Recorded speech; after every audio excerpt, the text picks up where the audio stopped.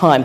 All right, let's move on then. The Eldorado Park community plans to embark on a peaceful protest to the police station following violent clashes between the police and members of the community.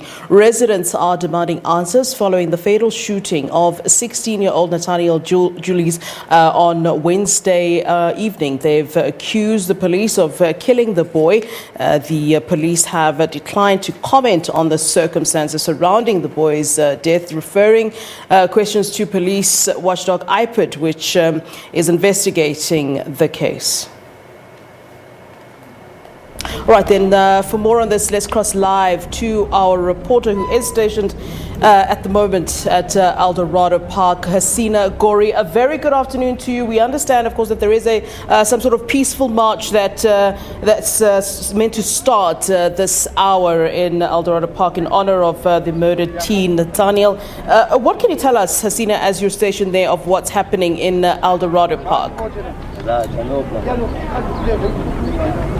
Good afternoon. Community members as well as activists have come out this afternoon in memory of Nathaniel Julies, coming out here in a peaceful protest.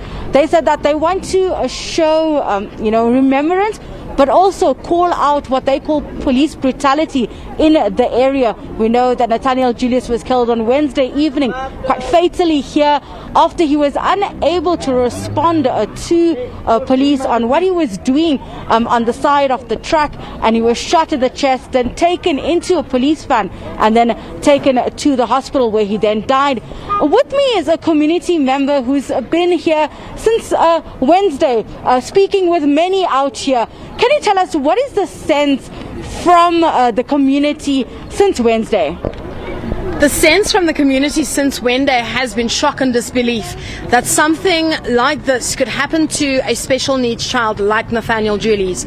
The reality for us at this point is that SABC, unfortunately, has no regard for life in this community. This community is crying, this community is mourning, and right now we need justice.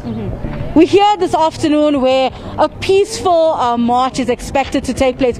Talk me through what is expected to happen here from 3 o'clock onwards. At 3 o'clock, we will be moving to the police station. But what we asked from the community is that they line the street from the Hillbrow Flats all the way up the main road, specifically on either side of the road and also on the middle island. They can then take a seat. That is an indication from us that this is a peaceful demonstration. No one is going to be pelting anyone with any stones. There's not going to be any violence. We are showing support to the family and we are respecting the life of Nathaniel Julies. We know that in the last few days, IPID has been here, the police minister has been here, and arrests have been made. Is that enough, or is more needed from this? More is definitely needed from this police station. The biggest problem that we have at this point is that initially there were different reports that were released by the South African Police Services. The problem that we have at this point is that they seem to think that they don't need to follow protocol. They feel that they can arrest our community leaders and our community members at will, and they don't need to explain to us as the community why they are doing this. A gentleman has been arrested. He is currently in custody, and his bail was denied on Friday evening. So right now, the family of Majid Amin, the Julies family as well, are all in turmoil, because currently, why are they doing this when they should be focused on finding and also charging the culprits that took Nathaniel's life? Thank you so much. That was one of the community members who was speaking to us outside the family home of Nathaniel Julies, where he died meters away, from his home on Wednesday afternoon. According to police version, he was caught in crossfires between what they deemed as a gang wars. But according to the family as well as eyewitness accounts, they said that he was shot in the chest by police officers. We know that IPID has been here. They are investigating the matter.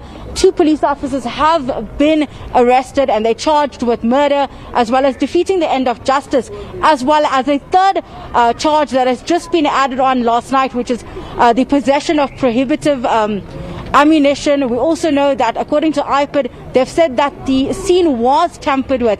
right now, this community, as well as the family who we spoke to a little while ago, are quite emotional, overwhelmed with what's been going on, and they're asking for answers from the police.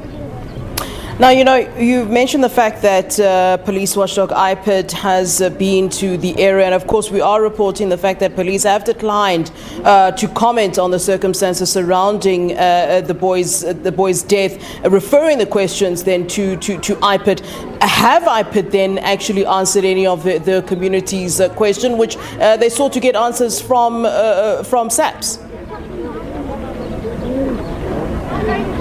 So far, we know that they are investigating, they are speaking with the family and looking into the matter. As they mentioned, the statement was made that, from what they've seen so far, arrests have been made by the 2 police officers, being taken into custody, being charged, additional charges also being added to. But it's going to be a while before the full picture and eventually the real version of what occurred on Wednesday evening really comes out.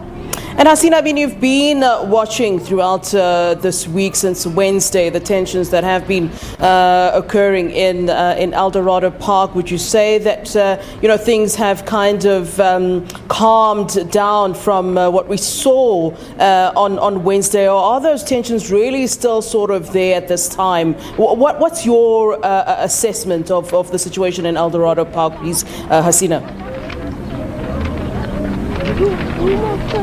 I think there's a really great, attempt by the community to ensure that today's march is peaceful, that there is no violence from their side. We do know that they've, brought people on. There's meetings being done to ensure that everyone understands that today is to be a peaceful march. They've, put in protocols in place. So hopefully that's what we see coming out this afternoon. We do know that the police in Yalas have been already lined up outside the police station from this morning.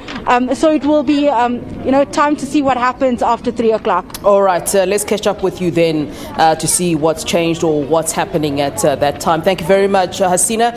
Let's talk to you later on.